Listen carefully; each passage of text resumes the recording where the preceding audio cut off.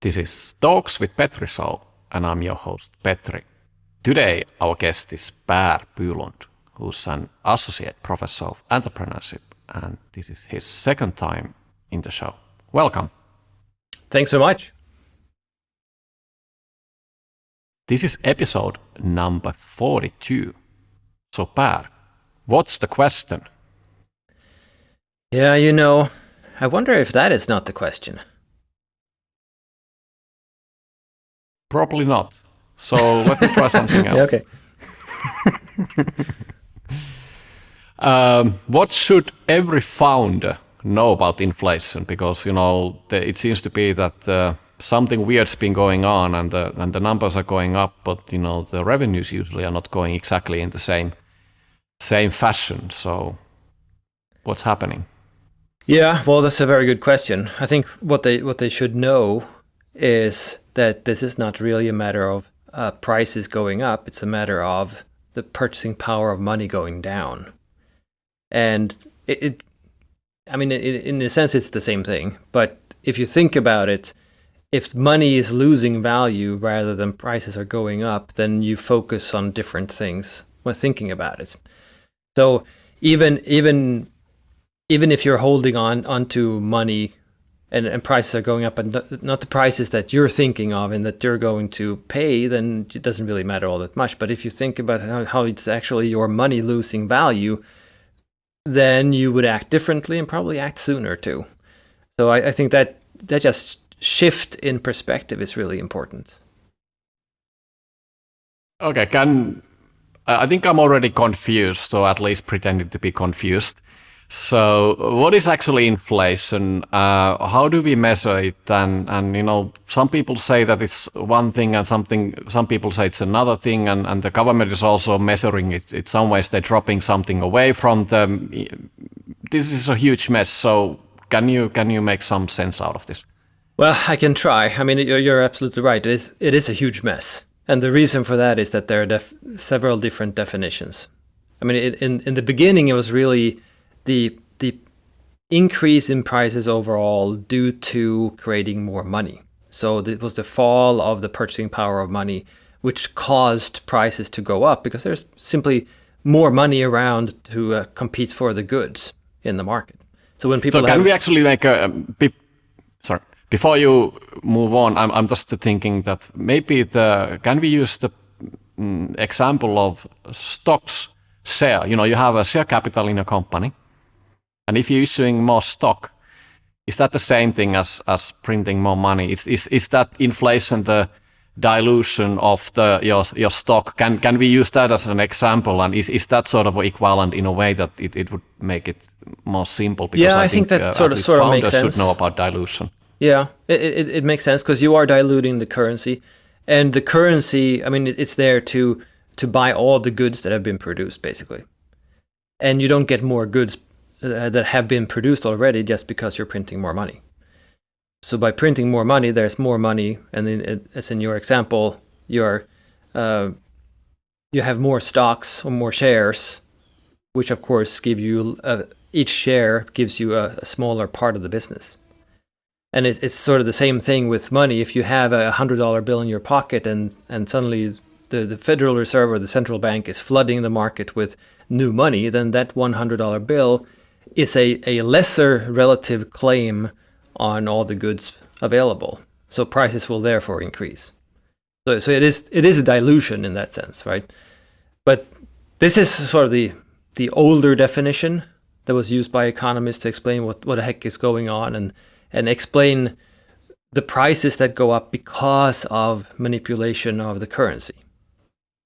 And of course, 100 years ago, economists were talking a lot about and trying to understand the causalities in the market and not just sort of provide policy recommendations, but instead understand what the heck is going on. So they use this older definition because it makes more sense, and they can then separate why prices go up. Because, of course, sometimes prices go up anyway, and prices go down sometimes. And that's not strange. They always change in the marketplace. But the inflation itself is that all prices, or at least in general, prices tend upwards. That's the inflation. But the new definition is that the price level, as they call it, which is sort of a statistical construct. The level of all prices is higher than it was before, and it's measured through the consumer price index. So the prices of all consumer goods are, I mean, the way they do this is that they have it gets a little technical, but they have a basket of goods that are sort of standard what people buy. And then they look at, how much is this basket of goods now compared to a month ago? Is it higher? Then it's inflation. If it's lower, then it's deflation. And then you track this over time. Of course, the problem is that what is in this basket of goods changes over time too, because people buy different types of goods.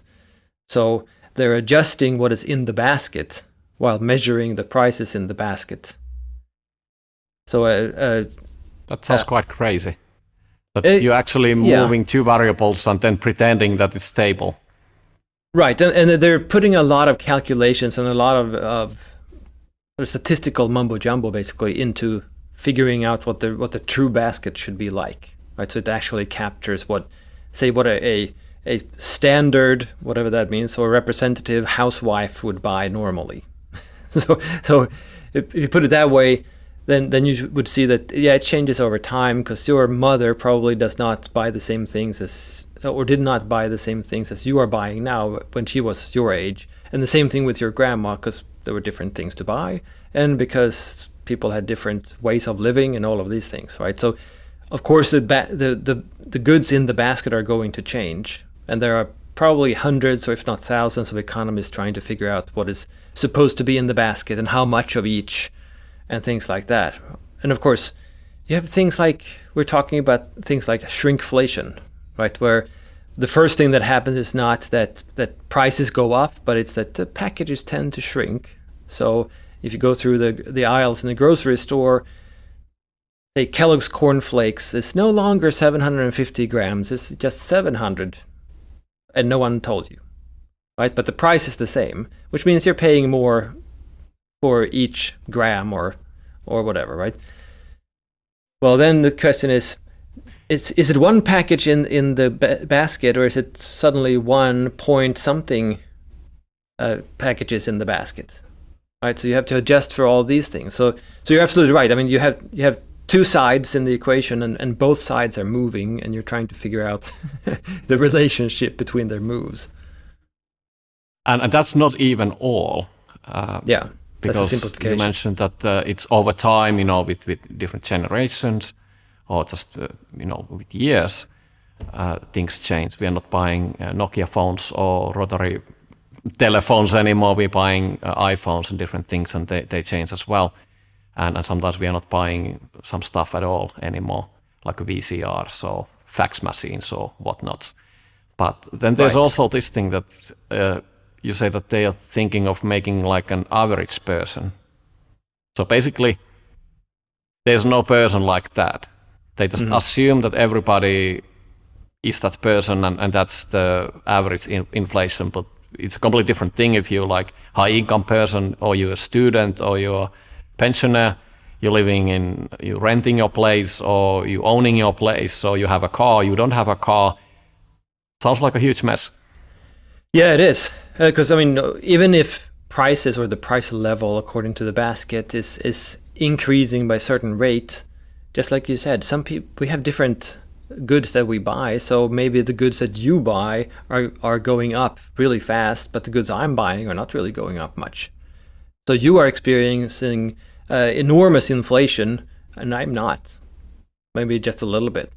And of course, what they're reporting is just the average, not the average between the two of us, but the average imaginary person who has this shopping basket that no one else has. And it's supposed to represent the economy overall or something like that. So it's a purely statistical construct based on a sort of a sound concept, I think, that in general prices are moving up or down, but just a measure of it makes it really complex, and basically so complex that the measure is not really related to the concept anymore. Yet it has consequences, and now we've been assuming that all these changes or all these things are done in bona fide. So in a not in a way to manipulate or starting to hide things or any of this. Is that also happening? Can we trust? Yeah, of course. And I mean, part of it is just in the decisions of what should be in the basket, right? Because it's not that easy. I mean, you mentioned that, oh, today we're buying iPhones, whereas before we bought Nokia flip phones, for instance. Well, it's also the case that an iPhone is different every year. And you need to keep the quality level at about the same, right? Because otherwise you're suddenly buying higher quality goods. So obviously I don't know, an Opel car is not the same as a BMW car. So you need to figure that stuff out too. And then of course, if something goes up really quickly in price and other things do not, then you might want to tone that down a little bit because it's going to pull all the price, so the whole price level up.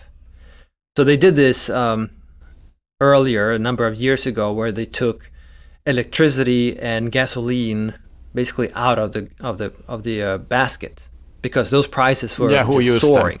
Them? There's no use for them for the regular average Joe or Jane.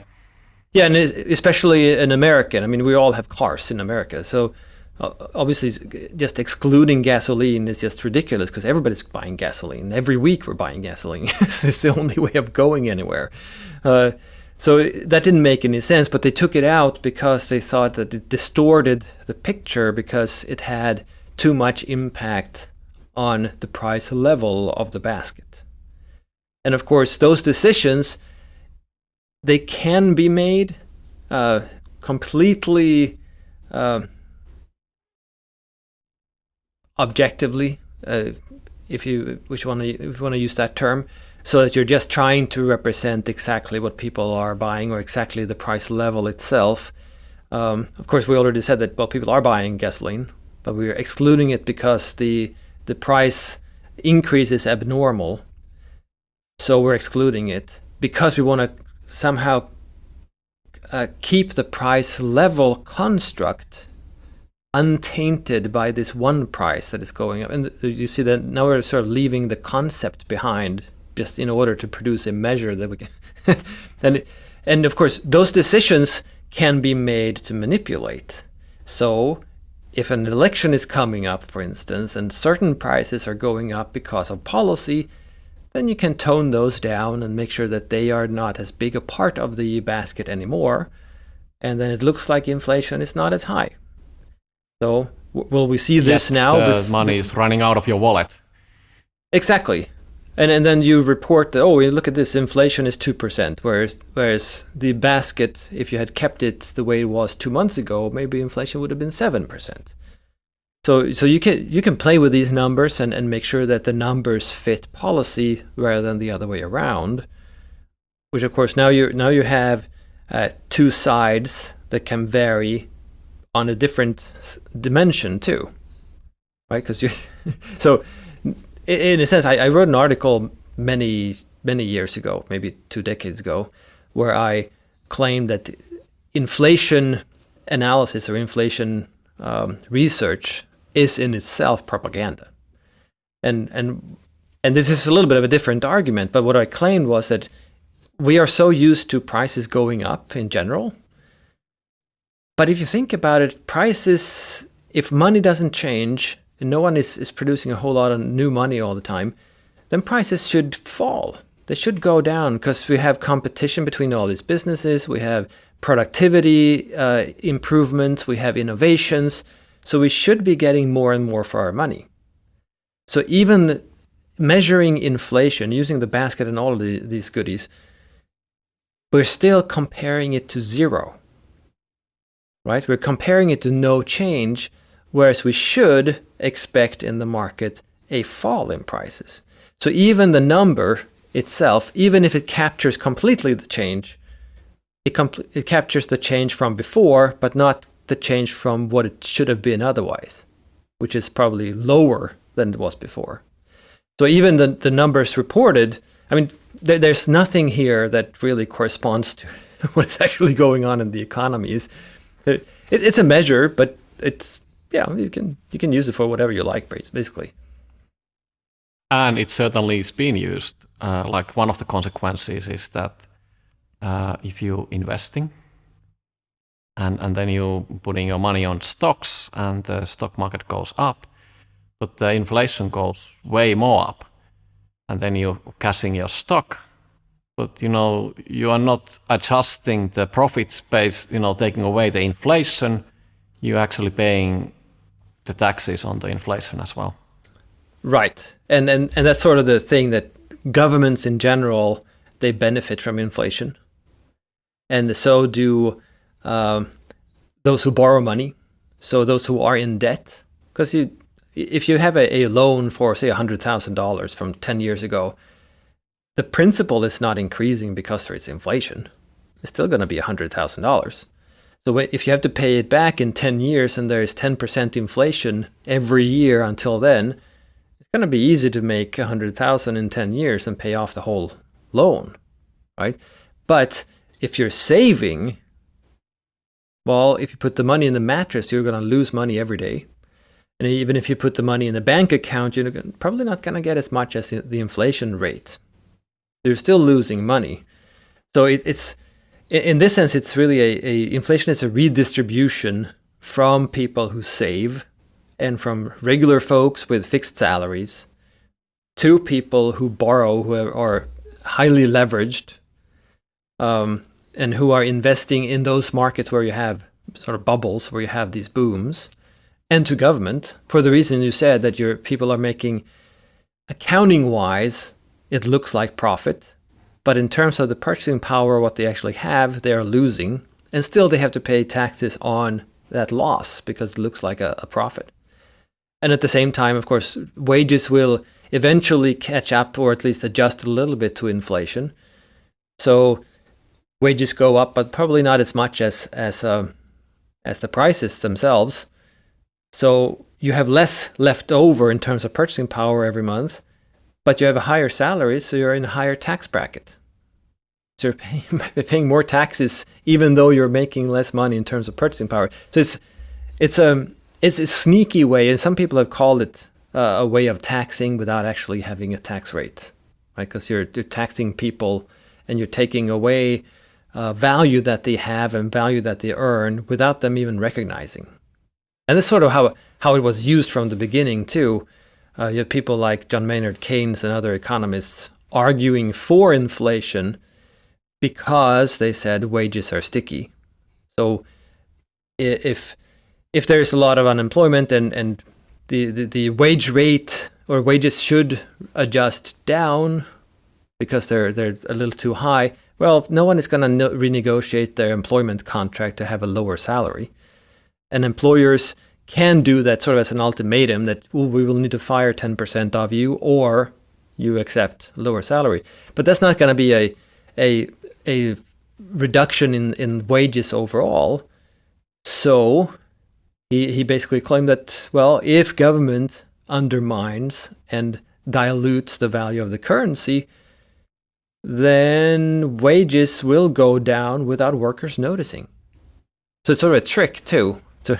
And it's pretty nasty when you think about it, especially when you think about the measures too. So they're hiding how much it is while undermining what we own and taking it for themselves, basically too, depending on who they are. So knowing all this now, you're having a business. You need to function. You have employees, you probably may need to buy some capital goods.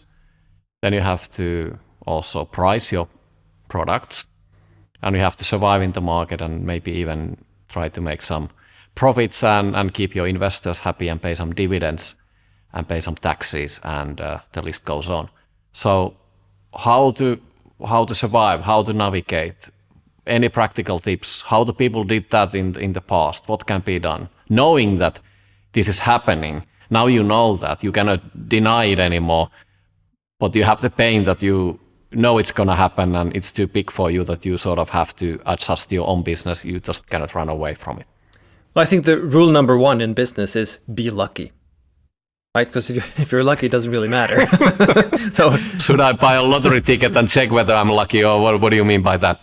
No, I mean, if you look at, because you asked what have people done in the past that worked out. Well, I mean, they probably didn't have a strategy for how to deal with the things, but they happened to end up doing something that turned out to be good.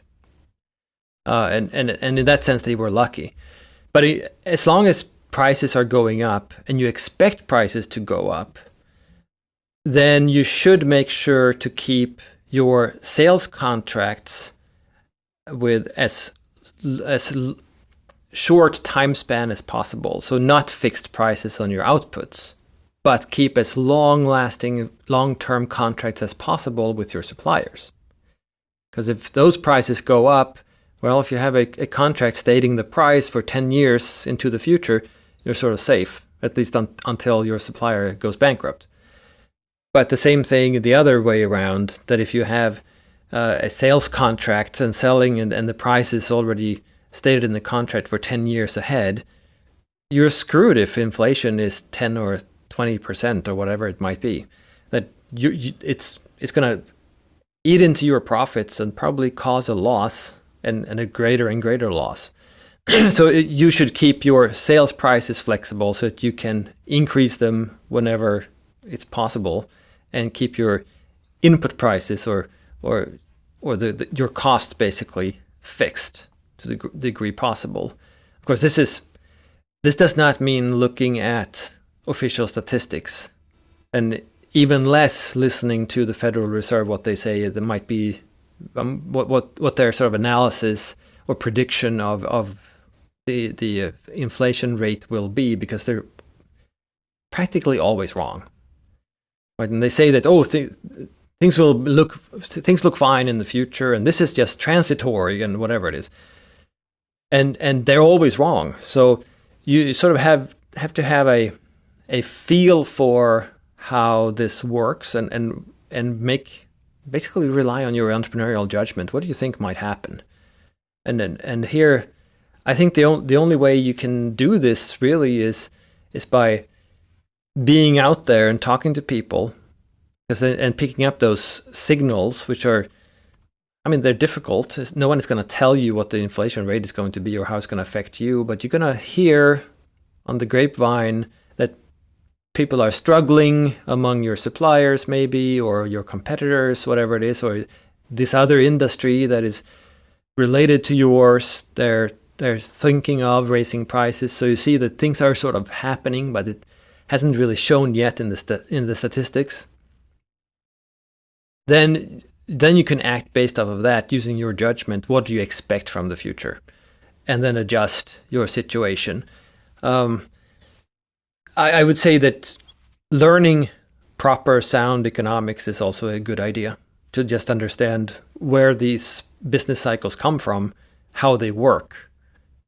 Because otherwise you might be screwed, and you might listen too much to authority, in a sense. I mean, I think too many business owners and founders, they listen to the news and the inflation rate that is reported by whatever government agency is calculating the price level in that basket, and then thinking, "Ooh, how should I deal with this?" Well, then it's already too late. You should be in the future. You should always think in how am I going to be positioned and what can happen, right? So have these scenarios, and to have those scenarios and be not just completely unconnected with reality, you need some theory, some framework to understand what is going on. And to me, that is Austrian economics and the Austrian theory of the business cycle. So you can sort of expect that things will happen. So as soon as you see that, yeah, things are starting to move a little bit, and people are starting to talk about it in certain ways that sort of indicate that things are happening, then you can immediately see that, or at least you can form an expectation of what might happen and sort of respond to it before it happens, which is super important, of course. That sounds so simple, but I'm already thinking, for example, just an example that we've been having quite a lot of supply chain shocks, and resources are scarce in for example, timber it's been hard to find just like a simple thing. But we are now in the Nordics here in Finland, for example, or in this region, which is like almost like forest, and yet there's somehow you cannot find wood, and it's difficult to get that. And there's also some other supply chain issues at the moment. Sometimes maybe the products are not coming from China because of the things happening in China at the moment, or the logistics are not working. So how do you differentiate the signals which are basically maybe manufacturing issues, it's just too little supply or too high demand, what's inflation, and then there could be also like some industries are starting to boom, like they're new industries. So it's just more demand, it's a new thing, and it's not like a generic inflation thing going. So I already lost count how many different variables there were, but probably like among 4 or 5. Yeah. So you expect the regular founder to sort of have a rule of thumb, how to do that, or do they need to call you or some other economist to figure this thing out? No, don't call an economist. That's not going to be helpful at all. I mean, they're the ones calculating these things and making predictions that are wrong. So that's not going to help. I mean, it's basically putting your ear to the ground and trying to figure that out. And I mean, what you're talking about is why economists used to have a different definition of inflation, because they were trying to separate what is actually dilution of money and money's purchasing power versus other things that affect, like you mentioned, supply chain problems, or maybe a booming industry, and maybe just demand for something went up for some reason. It was a fad or what have you. All of those things can push prices up, but that's not inflation. It's different, right? So sometimes you want to ride those waves too, and sometimes you want to stay away from them. So knowing what they are I mean, no one in business believes that the market is sort of a calm water where nothing is going on. It's only economists' equilibrium models that look like that. So there's always stuff happening, and you're always adjusting to those things, trying to stay ahead. And then inflation adds more problems to that, of course, because it undermines the purchasing power of money. And that's like broadly or generally throughout the economy, but it's not going to happen at the same time everywhere. So when I say that money's purchasing power is going down, it's going to be going down with respect to some goods first and other goods later. So it will have to work its way through the economy before you see the final result, and then the question is just in what order will prices be adjusted to this, and how soon, and to what extent. And that's not really possible to say, but knowing what, and sort of having that intuition that business people tend to have, and knowledge of not only their business but their industry and what is going, how things usually work, and seeing that, wait a minute, something looks fishy, something looks weird, it's a little off. Why? And have conversations with people in the industry, other experts, not necessarily economists, but other people, and figuring out how could I deal with this, and then just draft those scenarios in your head and try to figure that out. I mean, it's definitely not easy. I mean, like you said, it's easy to talk about perhaps, but it's not easy to do. And that's why inflation is so nasty, that it changes the very variable, or the very sort of institution that we all rely on, money. And money is one side of every damn transaction in the economy. And now someone is manipulating the value of that side. So everything else is going to be affected, but how and when, we don't know. And that screws up the whole picture, makes business so much harder. How about could I actually avoid a bit of the inflation if I would, let's say that I'm in Eurozone, for example, or it doesn't matter, maybe in US. That's how I'm charging. I'm my customers are paying in that currency, US or euros. But what if I would actually use employees, freelancers, people outside of the currency zone?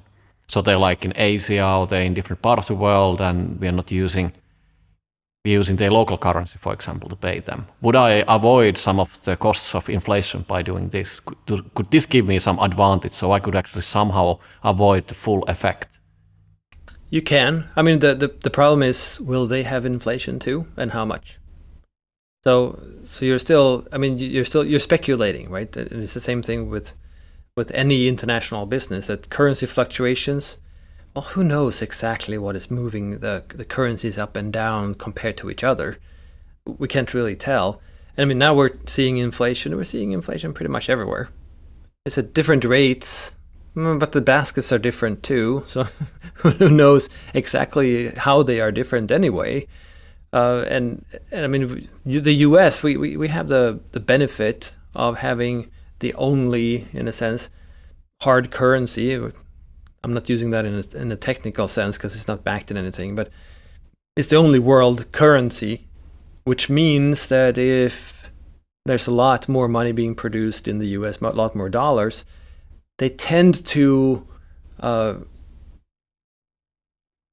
go into other countries too, through oil markets and all kinds of world markets, because a lot of people need dollars to trade with American companies or trade with oil and what have you. So people outside the country will want to hold dollars, which means that it's not going to have as much of an effect in the US on prices. So inflation rate will be lower simply because a lot of those money will go somewhere else. Whereas if you have other countries, I mean, especially smaller countries like Sweden and Sweden's krona, or any such country that is small and dependent on trade, then if you produce a whole lot more kroner, it's not going to be the case that a lot of people abroad are going to say, yay, let's hold a lot of Swedish kroner. It's going to be the other way around. They only will buy it if they're going to trade with some company in Sweden. It's not a currency to hold.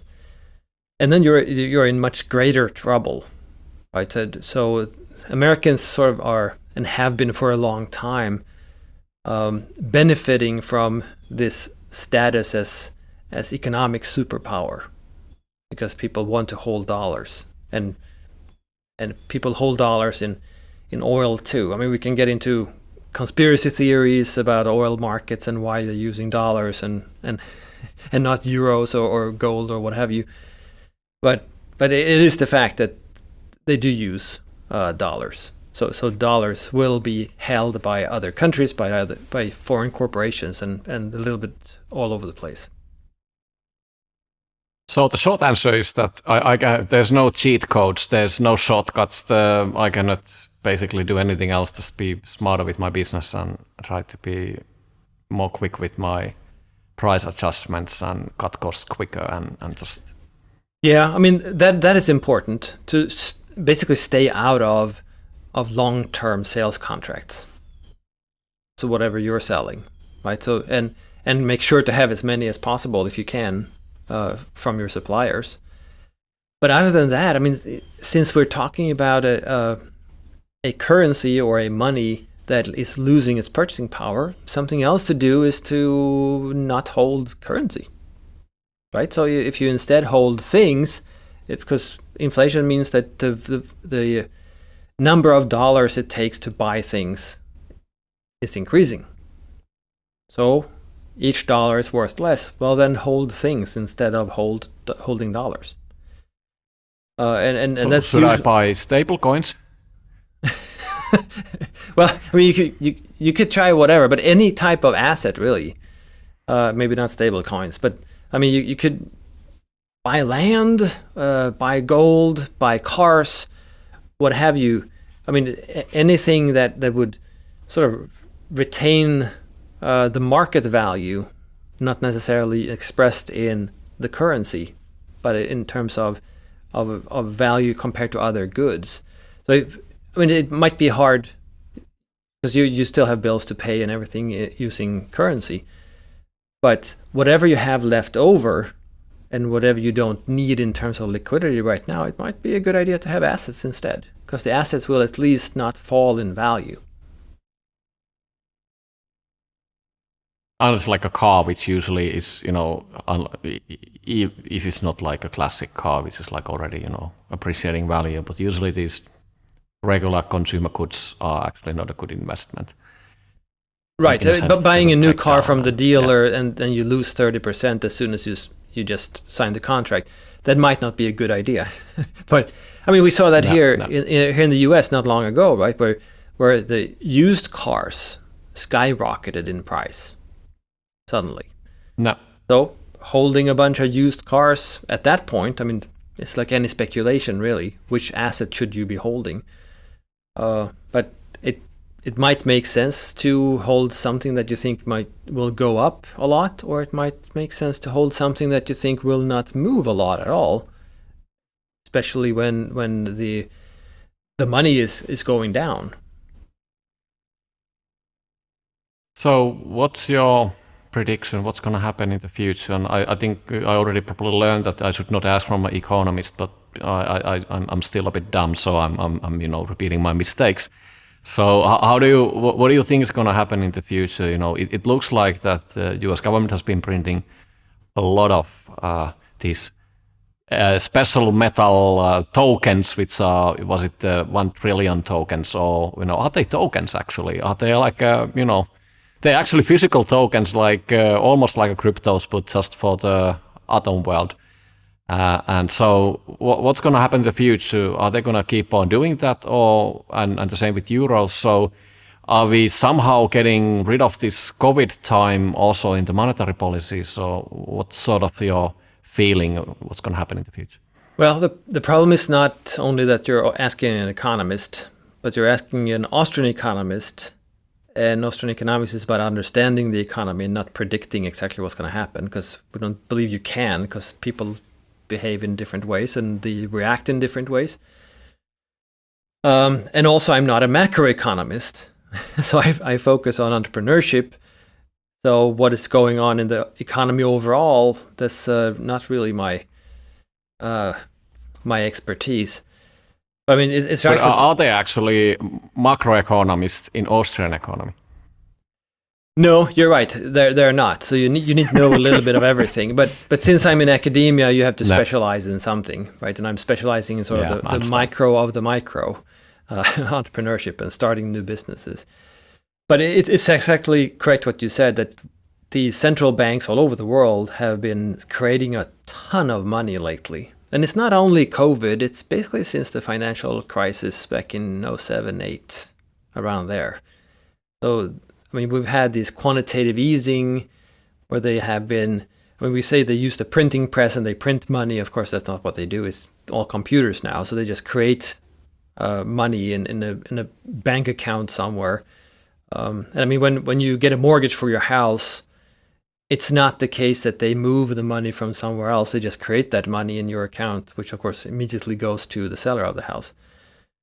So it's new money. And that of course dilutes the value of the currency itself. And they've been doing this for a long time, and people have been saying that, well, see, it's no big deal because we have no inflation. Because the basket, the price of the goods in the basket has not gone up. Well, I mean, this all depends on banks' behaviors. How much money do banks have in their accounts? How much money do they offer out into circulation? How many businesses are actually taking out loans and getting the money to spend on stuff? How much are consumers spending on goods? So, I mean, the more the money gets out there and is being used in transactions, the more effect it's going to have. So you can't really time these things at all, if they say when it's going to happen. But I think what we are seeing is a correction of pricing overall, which really means a pricing of the currency. So the dollar and all the other currencies too, because we have had interest rates at zero or negative even, which is just weird. Because of that, and I mean, they do that by creating a whole lot of new money. That's how they push down interest rates.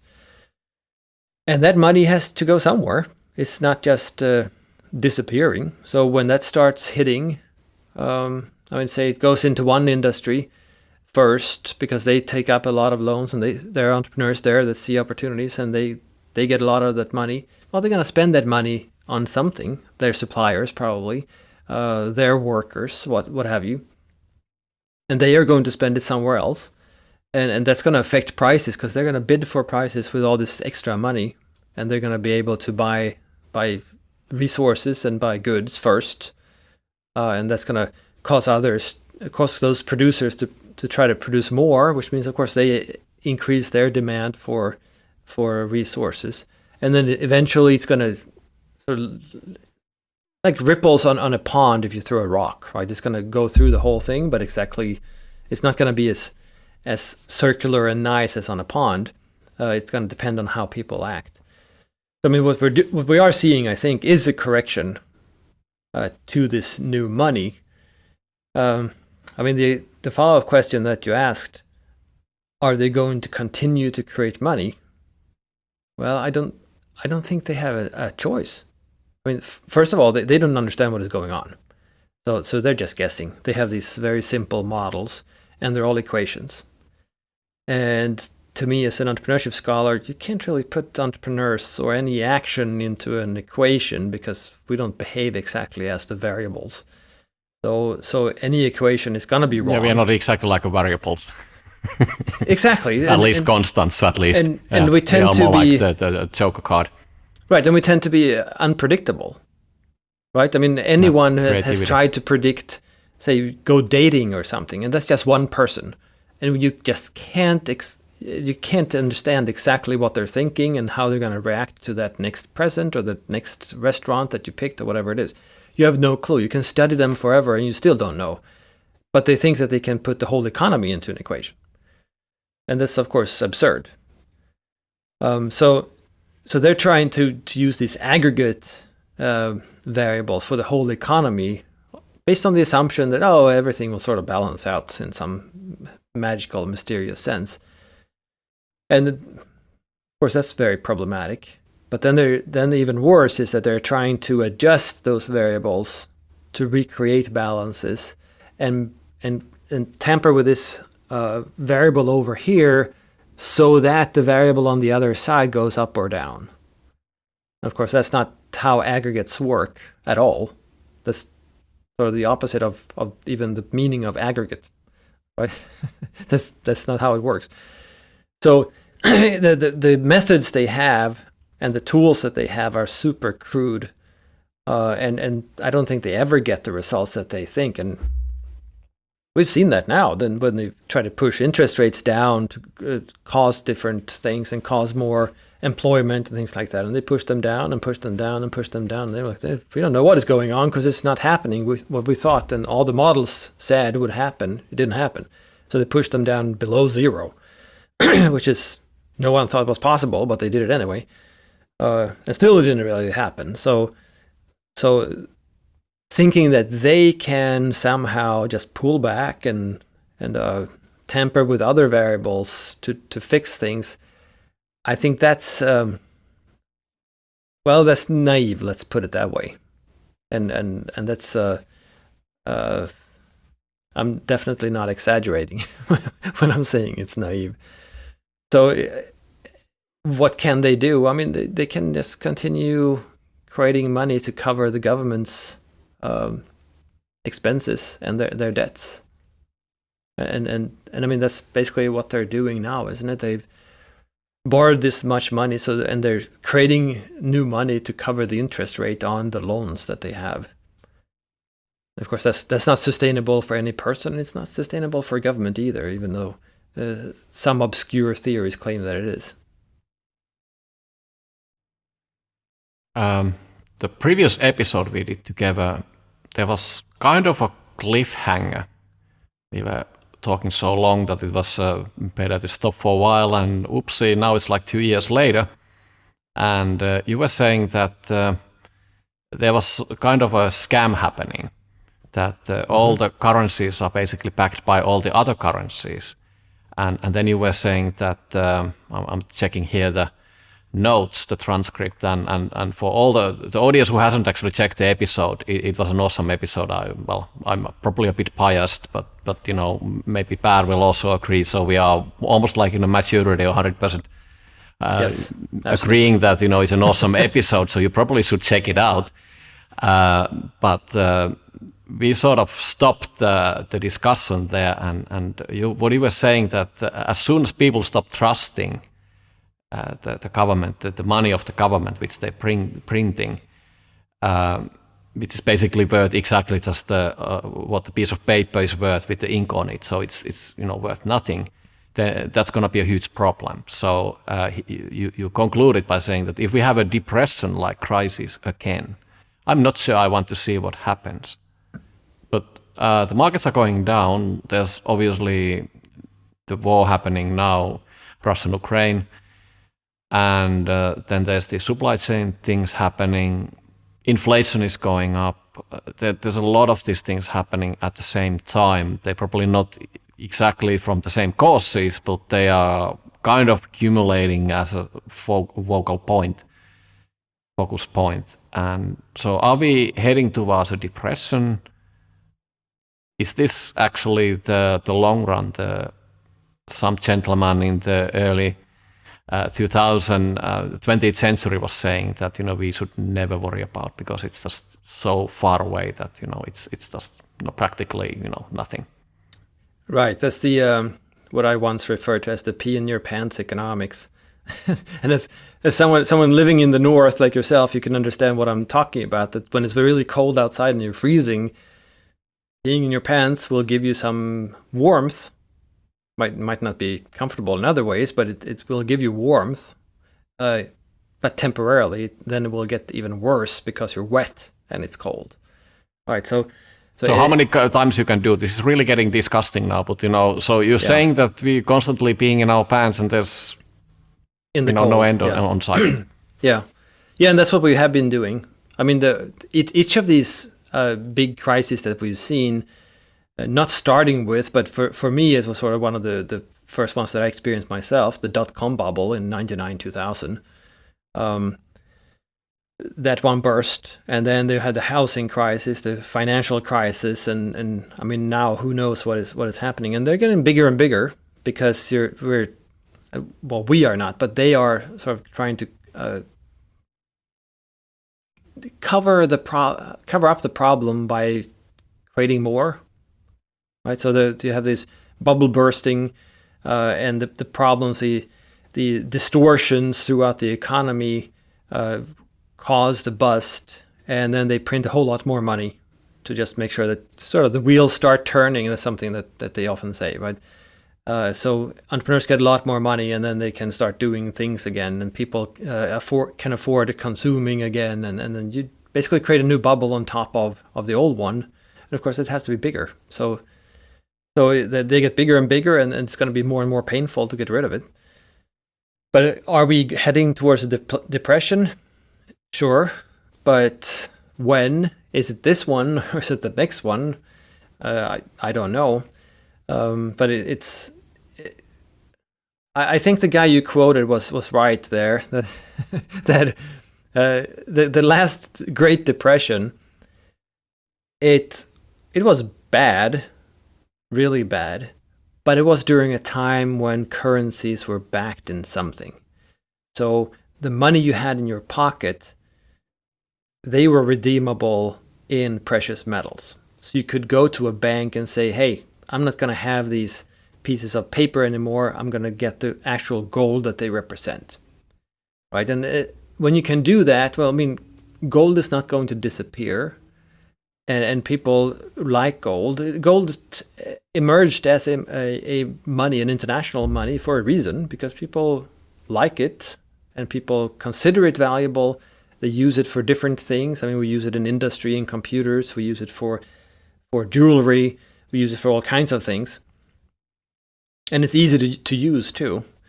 So at least then you had sort of that lower limit to what could happen to the currency. Because people could always go to the bank and they could go if they thought that a bank was manipulating the currency, there were many more dollar bills, say, than there were actual gold coins in the vaults, they would rush to the bank and try to get the gold coins before, well, trying to not be the last one, because then you wouldn't get any. And those bank runs would cause devastation for those banks that were not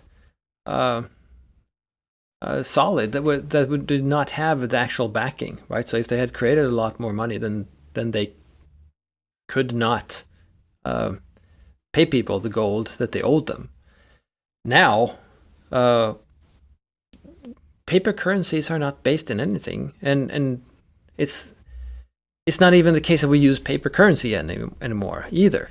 We use just digital, so it's just a little bit of magnetism on some hard drive somewhere, which of course means that you can create a whole lot more very easily, and you can take people's money away pretty easily too, and it's not backed in anything at all, nothing whatsoever.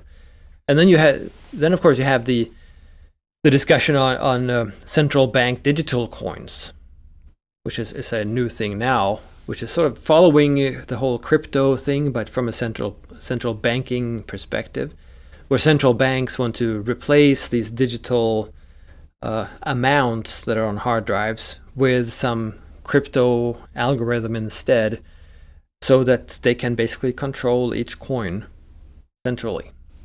And the Bank of England said something about this, that this is a beautiful technology, because if you don't spend your money often enough, or a big enough fraction of your savings, they can just tap on the computer, and then your savings go away, right? So they can force you to spend on stuff that you don't want, but you'd rather have stuff that you don't want than nothing left at all, right? So of course you would choose it, which means they can micromanage the economy, so you can't really save money for a rainy day at all. If they want you to spend, you will have to spend. If they want to make someone rich, they'll just make someone rich. If they want to make someone poor, they'll just make someone poor, from the central bank's headquarters. And I think that is super scary, because it's not only is all privacy gone completely, and same thing with personal finance. You are no longer the master of your own money, your own purchasing power. So this is, if and when people figure out that this can be, and probably is being used by actors in bad faith, this will probably force the economy back to barter. I that wouldn't surprise me, because people would shun this money, because it doesn't matter where you have it, the central bank can still go in and take it from you, or just dissolve it, or double it maybe too. But and that's really scary, because that takes the consumer and takes the individual out of the economy, and that whole equation, really. We become sort of ants. It sounds like a complete total madness. Yeah, so you actually think that they're gonna carry it out? Yeah, that's the thing. When I think about it too, maybe I'm old-fashioned, but I think of it too as, this is just crazy. Why would anybody think that this is a good thing, and why would they want to try this at all? But they're all trying it. So I mean, most central banks are working on some sort of digital currency that's going to be based on sort of some kind of crypto algorithm thing, so that they can control each and every coin, so to speak. And I mean, the Bank of England said that this is a great benefit of it, is that we can control each and every coin. And they believe apparently so much in their equations and formulas, that it will be better for everyone if they do this. And I think what they're really saying is that they have discovered that their models don't quite work, because people don't behave the way they should according to the models, right? So when they change some variables, or the interest rate or what have you, and people do not spend on these goods that remain unsold, then the model didn't work. And people should have, because we provided them with the incentive or changed those variables, whatever. But if they can force us to do it, then the models will work. Of course, that's not really a banking system serving the population anymore. It's the population serving the banking system. And that to me is, I mean, it's authoritarian, it's totalitarian, it's dictatorship. It's a finance-based dictatorship. And it's super scary, but to them, the central bankers, and I mean, they're the central planners of our age. To them, it's an advantage for the economy because they can create the economy that they want, or at least they think so, right? They really believe it. So what's the out of this situation? What's the getaway? Are we just gonna need to move our assets to Bitcoin and not central bank controlled cryptos, or should we just buy all the gold in the world, or what are the alternatives? Well, I mean, there are plenty of alternatives. There's a reason, I think, why they want to regulate all those things, right? That they want to make sure that Bitcoin does not become a currency, that people don't buy gold. I mean, people have been talking about how the gold market price has been manipulated since, well, at least since the gold standard disappeared, or was done away with, rather. But I mean, it's the same thing as any inflation. I mean, this kind of control over the currency means that you're better off the less you have to do with the currency, because that means you're less exposed. So that's why I sort of hypothesized or speculated that this will lead to some kind of barter trade, because people would rather trade a thing for another thing than have money in their pocket that might disappear at any moment. And they would, of course, not accept that type of money for something that they're selling, because it might just disappear at any moment. I mean, you're just getting uncertainty, and that's really the behavior we're seeing in hyperinflation, right? That everybody's trying to stay away from the money. So in some situations, you can't escape the money. So maybe you have a job and you get paid, but as we saw in the Weimar Republic, and we've seen in other countries more recently, where there's hyperinflation, as soon as you get that money in your hand, you immediately rush to the store and buy something before the prices increase, because they change the prices several times every day, right? And you buy whatever is there. It doesn't really matter, because toilet paper is going to be toilet paper tomorrow too, but your money is not going to be money tomorrow. And the same thing if you undermine people's trust in the currency with central bank digital coins and this type of micromanaging, then people are going to shun those currencies too, and do other things. So are they going to move into private cryptos? Probably, some of them at least. Are they going to sort of revert to gold and silver coins, and maybe junk silver, as they call it, like old government coins that had a certain fraction of silver in them, like American quarters before 1964, I think.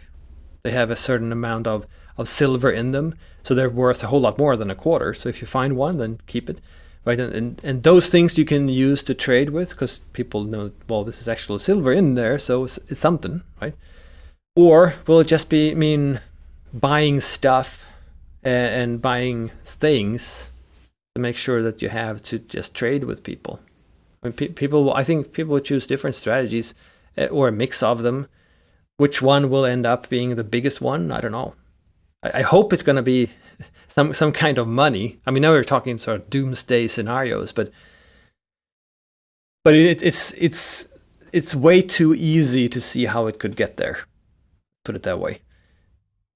Yeah, I was just starting to think that I wasn't expecting, our episode to go so dark, but then I was like, hey, 2.5 years ago, we were not exactly thinking that, some stuff would happen. And then suddenly Right. COVID hit and our reality changed. And it changed again, at least in the Europe, maybe worldwide as well, 24th of February earlier this year. Yeah, who would have thought 2 years ago that not only would everybody be locked up in their homes, but people would welcome it. So you can't really tell. And when we are seeing this technology, that it is being developed in the banking sector, especially central banks and so forth. And we have statements from the people on the inside, such as this statement from the Bank of England, saying that, oh, this is great. We can micromanage what's in people's accounts and wallets. Fantastic. Of course. And we're also seeing quite a high inflation numbers with that new method they're using. For example, in Estonia, it's in the 20% at the moment. So obviously, there's a lot of commodities people are using. Electricity is really high. The heating is expensive. The gas for the cars, all these things you need to buy. The food is going up as well in price. So there's a lot of this happening now, and if it's gonna accelerate even further, something must give, because it's not sustainable if your prices, your salaries are not going up. So you just cannot live forever like this. Right, and that's an argument. Well, it's something that will probably lead to a political argument for some kind of universal basic income, and that the government provides everybody with a handout so that they don't have to work because there are no jobs or something like that. So I can see that as a potential outcome too. On the other hand, I think it can also completely reverse its course. That people more and more say, screw this. This is not working. Why would we trust these people who have scammed us all along and have caused all these problems? We'll just use something else. We'll just revert to gold. We'll just use Bitcoin and all these other private cryptocurrencies instead. And screw the dollar, screw the euro, screw the whatever. So I can see that as potentially happening too, which would be, from my perspective, a whole lot better, and it would be a much sounder economy. So it could go down the tubes. It could go completely dark. It could also be that it's just going to be a little darker, but then there's light in the tunnel, and that's actually the exit and not a train, right? Yeah, and nothing prevents us basically trading in Bitcoin instead of US dollar or euros. It's up to us to do that. Right, exactly. So we don't actually need to use, and that's actually the power we have. So basically we can just decide either we use bananas or we use Bitcoin or gold or silver. It's up to us, whatever we decide to choose as a medium of exchange. Exactly. And I have a hard time, people might think that it's a good idea that central banks adopt modern technology and things like that. And why not? Technology makes you more effective and productive and what have you. But when they say that, with this new digital version of our currency, which we're just moving to right now, we can make your money disappear out of your pocket. Just saying that, I don't see why anyone would think that's a good idea. Of course, they're gonna launch this as a way of getting rid of money laundering and taking criminals' money away from them, right? So saving us from gangs and saving us from the mafia and things like that. That's probably how they're gonna sell this.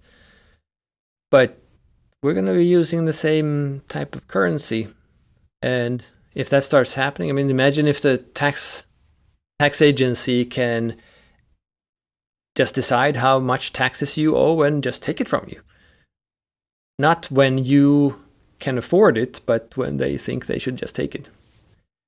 That's a scary thought, because we need liquidity to survive and live, so we could just be pushed into homelessness and starvation at literally just a strike on a keyboard somewhere by someone we don't know, or it could be just an algorithm that just penalizes all those with tax debt.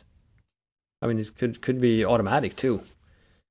So when this type of thing starts happening, and that it is the explicit purpose of these CBDCs to do this.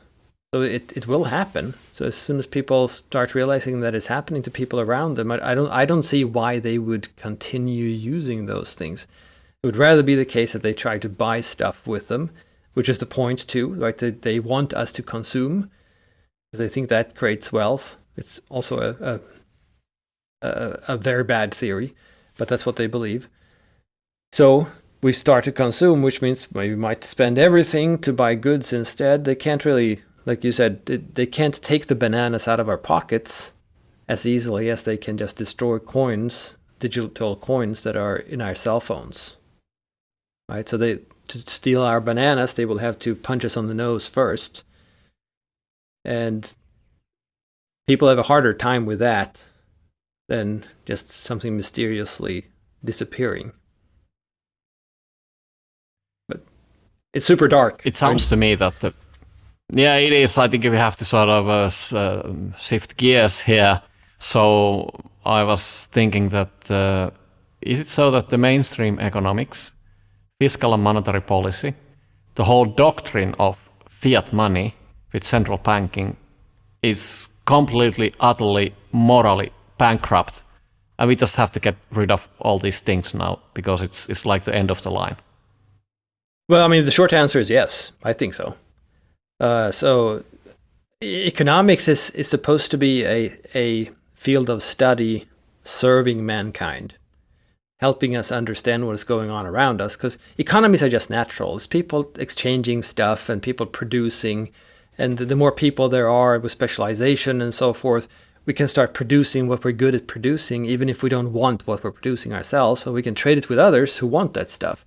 So we can increase productivity enormously and create general universal prosperity, I mean, which we have seen too.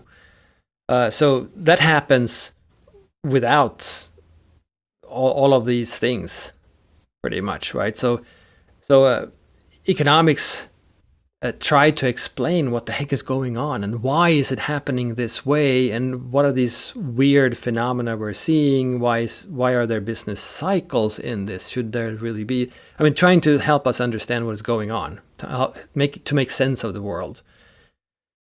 And modern economics is not about that. Modern economics is about really generating and supporting policy. So trying to, it's really the art of central planning in a sense, using statistics. Because economics is really, I mean, most economists probably are involved in running huge data sets, trying to predict what is the outcome of this policy versus that policy, and how can you tweak the policy to get the actual outcome you want. That's what a lot of economists are working on. I mean, when I was, I might have said this in the previous episode I was in, but when I was in grad school studying towards my PhD, I was in a department where there were several researchers and a lot of grad students too, working on this huge database, collecting a lot of data on the agricultural sector in the US. So they had satellite images of fields, they had surveys and with farmers asking them what did you plant, what are you growing, why, and things like that. And then based off of these, they ran these database procedures trying to figure out, okay, what will the future prices of corn versus cotton versus soybeans and everything be in a year? Because we sort of know that if you plant this many seeds, unless there's sort of a really dry or really wet year, it's going to give us this type of yield, right? So using this data, they could figure out that, oh, wait a minute, then corn is going to be a little too expensive or more expensive than before, and cotton a little more cheaper than before, and maybe we need a little more cotton. So they would streamline and sort of tweak the subsidies to different agricultural products, so that they could make farmers produce what the government thought they should produce. And that's basically what economists are doing today, a whole lot of them, whether they are working in an insurance company, they're trying to tweak what types of events will cause what types of payouts, what will the premium be, how can we figure out how to make customers pay enough right, and things like that, or they work in banks, or they work in government agencies, and they're all trying to predict the future in this way using statistics. And this has nothing at all to do with understanding the world. They're just assuming that the world will sort of repeat itself over and over again, because they're using historical data trying to predict the future, which of course is impossible when you're dealing with human behavior. And entrepreneurs, founders who are building new stuff, doing things nobody has imagined before, and everybody basically is capable of doing new things and changing their behavior and patterns. And we do, right? We do every day. Yeah. We're responding to these things, and we see things, we imagine things, and we change our dreams and whatnot else. I mean, if you think about it historically, you could say, okay, so when Apple launched the first iPhone and changed completely the landscape for cell phones and that type of communication, why didn't Samsung just hire a bunch of economists to make sure that they could see this coming? Well, it's obvious, right, that they couldn't see this coming, even though the iPhone was really a continuation of the iPod and so forth.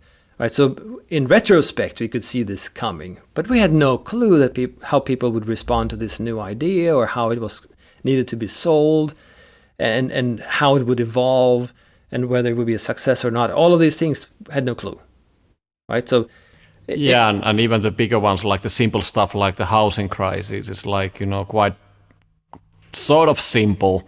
Consider the thinking what's happening with the consumer behavior with the new innovation, but.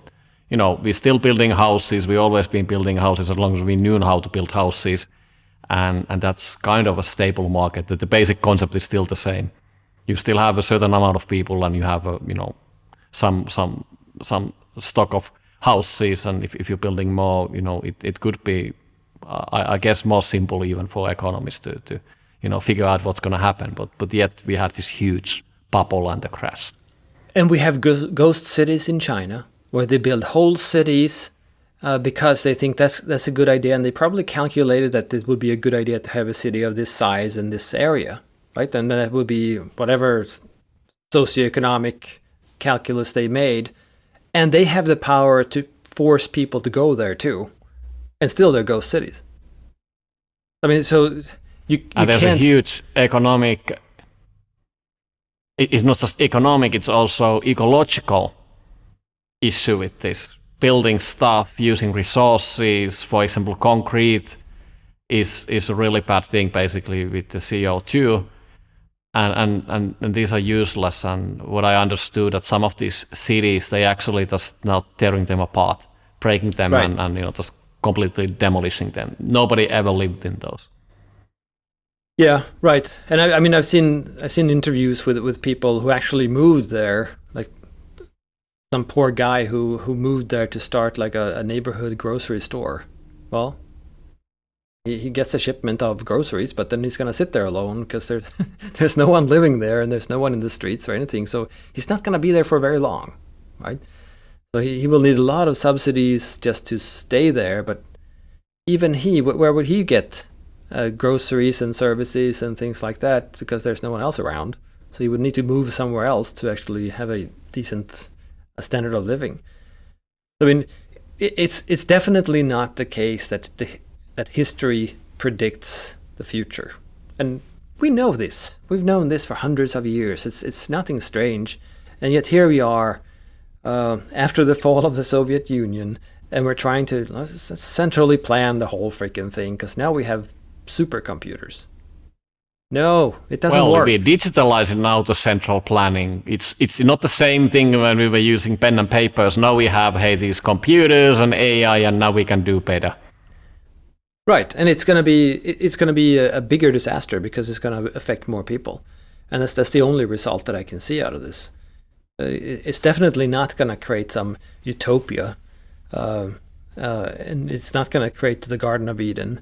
It's not going to help us deal with scarcity, because it's just going to destroy people's lives, and it's probably going to destroy lives too. So what can we do? I understood that you actually been writing a new book, so maybe learning some proper economics would help. I would assume. That's the hope. Maybe reading your tweets would help. You've been trying to save the world one tweet at a time, or at least fix the economy issues one tweet at a time. I don't know how it's going, but you still keep on doing it, almost like per hour. So I assume you still believe that you can do that. Well, it might be more my own entertainment than anything else. But I think if I can change a couple of minds here and there, and if I can just get people into the right track in how to think about the economy, then it's worth a lot. But of course, at the same time, you have all this nonsense going on, and the media pumping out the official version of everything, and most people believe in these equations and everything like that. So it's about getting true and sound economic thinking and economic understanding out there. And I mean, in a sense, entrepreneurs, I think, have it sort of intuitively, because they are exposed to and they need to understand what is going on around them, and they respond to it. So they have a much better understanding, even though they might not have the terminology. They might not be able to express exactly what is going on, but they sort of see it. They have a feel for it. So they can figure it out or be close enough. And I mean, there are, like you mentioned, the book that is going to be published later this year, still without a title. It's supposed to be a very quick introduction to how to think about the economy, how to understand what the heck is going on and why. So it's really short, really simple. The market for it, or my sort of imagined customer, the reader that I was trying to convince or provide with this knowledge, was someone's grandma. So if someone is sort of an economics nerd and sitting at, say, the Thanksgiving dinner table or something like that, and grandma says, "So what is this you're talking about? How where do you get all this stuff?" They should be able to just say, here's a very short book, grandma, read this and you'll understand. And grandma should understand it. This, if I'm so what you're basically saying is that all the questions I was throwing at your side, basically by reading the book, you can get answers and even give more smart answers that you were giving in this talk, because you were like, no, it's not that simple on the one hand, on the other hand.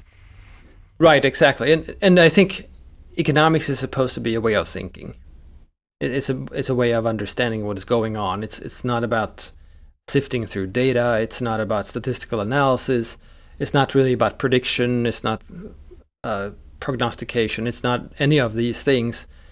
And you can't really say exactly what's going to happen. If you could, you would probably start a business and make a whole lot of money off of it instead of being an economist. So, I mean, this book is my contribution to the world's understanding of what is going on around us. So it doesn't include any answers. It includes a framework for how to find the answers, in a sense. And that's why it's so much more valuable, because Per was so kind that I had already a little bit of a peek to the book before we came online, so I can recommend it already by just the few pages I was managed to check before we went online. But certainly the Austrian economics is a really good way of understanding things. So it's not like the mathematical mumbo jumbo, and thinking things through yourself, I think, is just the most important thing, and that's what it actually gives you tools for. So you can see the causation, and you can actually think it through. You don't have to remember anything. You can just basically start to put the blocks in place and start to sort of walk yourself through the issues and things, and it's really powerful in that sense. And that's what the Austrian economics is doing. Yeah, exactly. And I think that is sort of what education is supposed to be about too. That you're not providing people with the content, but you're providing them with the means to understand themselves and draw conclusions from whatever it is that they're experiencing and whatever it is that they're observing, and understand it on their own terms. Then, of course, if they don't like or don't appreciate or aren't even persuaded by the framework you're giving them, then hey, discard it. It's up to them. you can't really do that. You're not supposed to just impose a view on them, but provide them with the tools to think things through and see what is actually going on. And that's what I try to do in my teaching, and that's what the book is intended to provide as well. Could we try to test that, what we just be saying, and eat our own dog food? Stablecoins. I want to have something with Web3, and I haven't wrapped myself around them properly. First of all, they've been around for many years, almost like 10 years, at least in the conceptual states. For me, it sounds like a fool's errand in a way that I don't see a way that actually a stablecoin works in a proper way, in a way that it's not happening like what happened to the Luna. Are there actually any stablecoins in a sense, in theoretical sense? Have you looked into this topic, or should we actually use our little gray matter now and try to figure it out with the awesome Austrian economics and tools and what we know about money and value and all these things? Well, I'm not up to date on that at all. So I'm not sure what that is about. But I mean, I can guess from just the term what it's trying to do, just to keep a stable purchasing power or something like that. Is that close? Yeah, the idea is that basically at least one part of it is that you would have like exactly like a fixed point that like US dollars, you peg it to the US dollar like usually the currencies were pegged to something. So that you are not losing in value, for example, because Bitcoin might be going up and down rather rapidly and it's difficult to trade, for example, between. So stablecoins idea is that you don't take a currency risk, if you will. So it will be stable. And the thing is that there are obviously different ways how you can do that. Then that the challenge obviously is that it's like a currency, is that there's a supply and demand with these coins. If you're buying it and it needs to come from some stock or somebody needs to issue them, and what's the measuring point, and when something happens with that, and because they are currencies as well, in a meaning that they should be liquid. So if somebody wants to move out of the position and it's a big position, that should be still happening, and the coin should still be stable, keeping the back. And that's the challenge, and that's obviously the appeal of it. In a way, kind of, I think maybe it's not a good comparison, but what in the 70s they were trying to put some baskets. I think Hayek was also suggesting along the lines that you could have some kind of a global index of of something out of the relativeness and have more like absolute value standard, which is more stable. For me, it sounds like a bit like a similar idea, and like in physics, there's no absolute time. Everything is relative, and when everything is relative, you cannot really know what's ups and down, what is up and what's down, and you cannot compare it to because there's no background to make some measurements. So for me, it sounds like a bit of like a similar thing. Yeah, and I can't say it makes sense to me at all. I mean, because we used to have a world currency in gold and silver, and everybody used those. I mean, we called them different things. We called them dollars and pounds and so forth, but we still talked about there was weights in gold and silver, and this was a world currency, so there were no currency fluctuations or anything like that.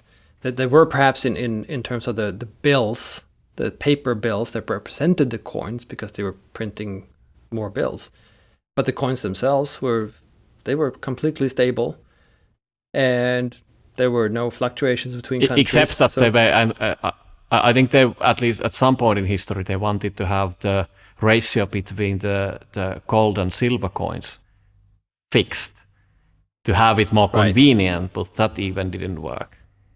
Right, and that's sort of a fool's errand, right? Because it assumes that the magnitudes or the volume of gold and versus the volume of silver is going to be the same in terms of people's demand, even. And of course, that's not the case. You can strike gold, literally, find more gold somewhere and dig it out of the ground, but not silver. Well, that changes the relationship between them. And the same thing if you find a new industrial use, say for silver, but not for gold, that's also going to change how much silver is available. It's going to change what people choose to use the silver for. So I mean, they have to fluctuate, and prices do fluctuate. You can sign contracts to keep them stable for a while, but that's probably going to cause one of the parties to lose and the other party to win. So, I mean, if you want something stable, you should have some kind of commodity money, and something that most people will accept throughout the world, just like we used gold. It's not a panacea in the sense that nothing can happen, because there were sort of inflationary crises with gold too. When say the Spaniards imported a lot of gold, like tons and tons and tons of gold from Latin America, that affected prices. Probably suddenly prices, when they got back to Spain, prices just skyrocketed because there was so much gold competing for the goods. So the price of gold just fell. That is, the purchasing power of money fell. So that happens too, but it's a much harder to produce gold, as a lot of people have tried throughout history, than it is to produce digital coins. So I'm not necessarily a gold bug in the sense that it has to be gold, but some kind of market-based money that is actually something that would solve a lot of the problems that we have. It would, however, and I think that's the reason why we have these problems, it would cause problems for politicians and for the government, because it would keep them from spending more than they have. And today they are spending much more than they have, and thereby imposing inflation upon us. I mean, that's basically what is happening. But with gold, they cannot anymore. Yeah, it's interesting business model if you think about politicians. They're promising stuff with our own money for them to gain the power from us to have the mandate to be doing what they do. So it's completely weird model that you sort of in the middle of there, and we as a people are then also harming ourselves with these promises and with the false theories that we can believe on the Santa Claus, and the Santa Claus will provide us with these things, and it doesn't cost anything, and they're coming from Mars or some other place, and it's not affecting the rest of the economy of our lives. Right. I think so. It's like a grand illusion in a global scale what's happening. Yeah, I think it was Mencken who said that every election is sort of an advance auction of stolen goods. So, I mean, they're trying to just bribe us with our own stuff, but they haven't taken the stuff yet.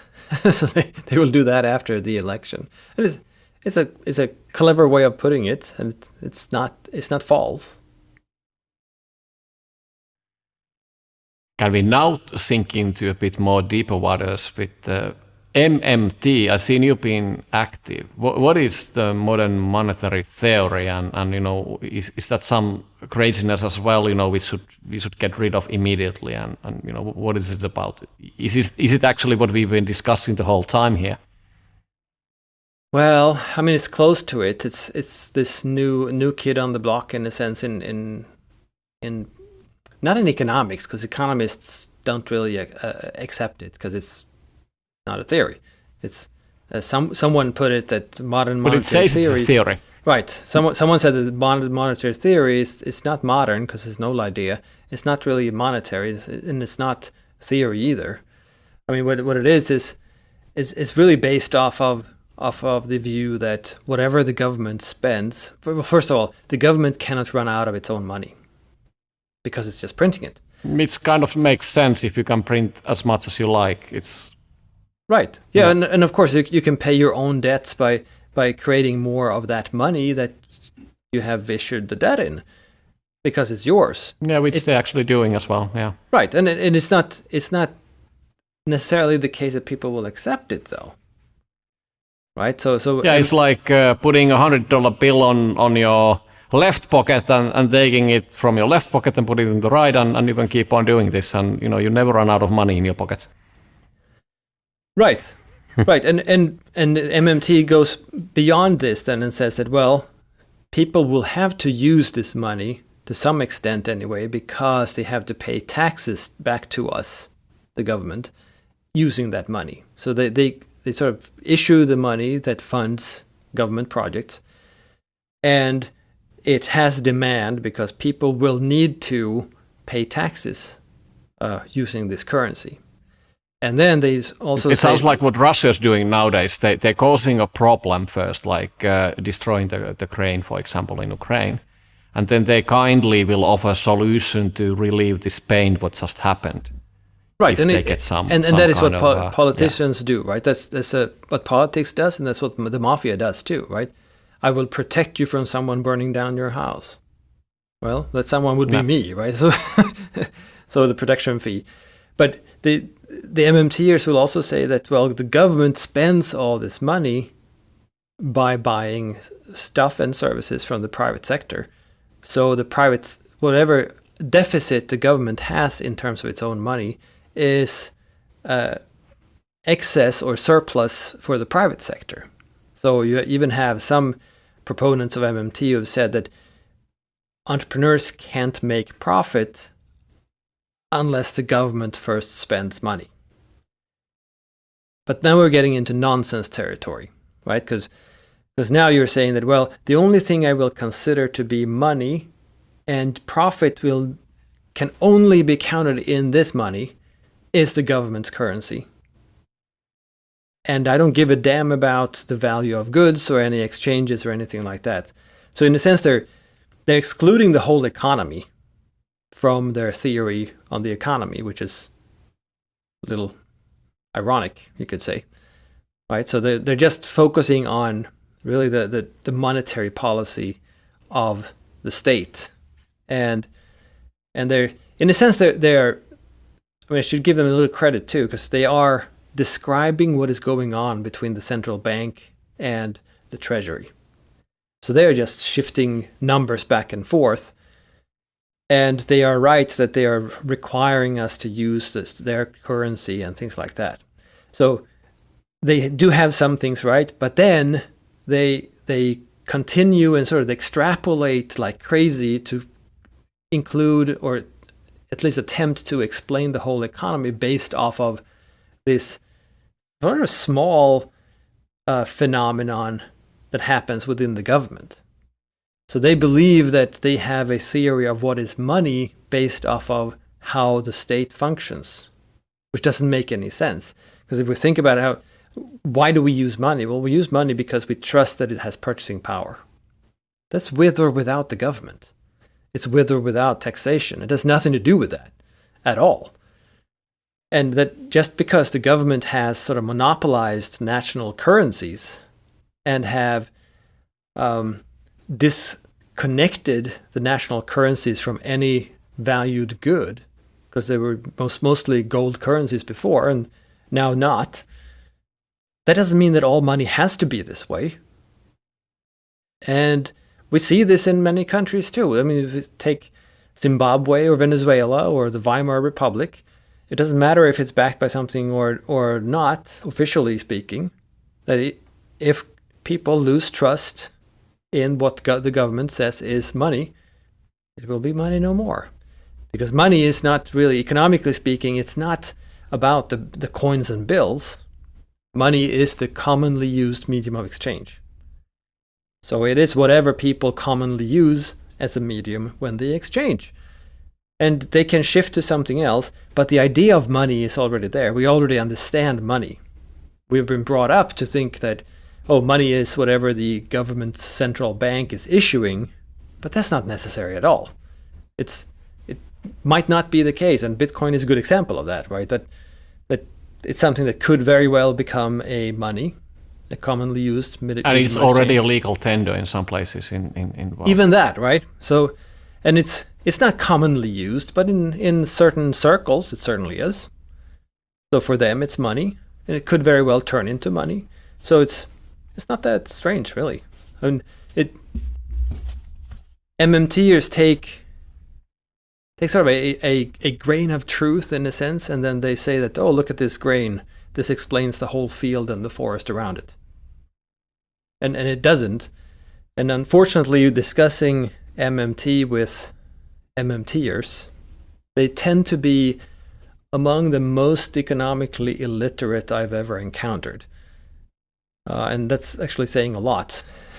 Because like we talked about before, that the point of the book is to get people a little bit up to date on how the economy works, because people have never been exposed to these ideas or how it actually works. And what they observe is typically pretty far from the actual processes that are happening. So economics is supposed to uncover those things. But MMTers, they have their own definitions of terms, and they tend to think of money as something very magic. So it's a government's magic in some sense. So when they, for instance, they would say that the inflation that we're seeing right now, it's not because there is too much money, it's because that there are too few goods that money can buy. And those are just two sides of a coin, of course. No. So the question then is, well, why isn't it a problem that there's too much money, which has been created recently? Why is the problem necessarily that production of goods has not kept up with the central bank's production of money? Well, they say because the price of the goods is supply and demand. Yeah, okay, but there's supply and demand of money too. No, they say, because that's magic. So supply and demand of goods is in money, right? So money has no supply and demand. It has only supply, I guess, or only demand, or whatever it is. But they sort of miss this fundamental piece that it's a medium of exchange, and every price is a ratio between the two things exchanged. In the money economy, that's money and a good, usually. In the barter economy, it's a good and a good. But they're missing that there's a ratio. So I don't even know how to explain. I mean, you can't really discuss. It's like a flat issues. earthers, it's Right. It's kind of difficult to explain to someone that when you're flying, or you can see the satellite images, or you can just basically observe if you buy the ocean. You just using a bit of a common sense, it's just like inevitable that you cannot go wrong. It's just like if you just do a bit of some kind of thinking yourself. I think that is a good comparison, because it is very much like flat Earth theory. Because flat Earth theory in itself is, I'm no expert, but I'm guessing it's fairly consistent. Right? So flat Earth expert would be yeah.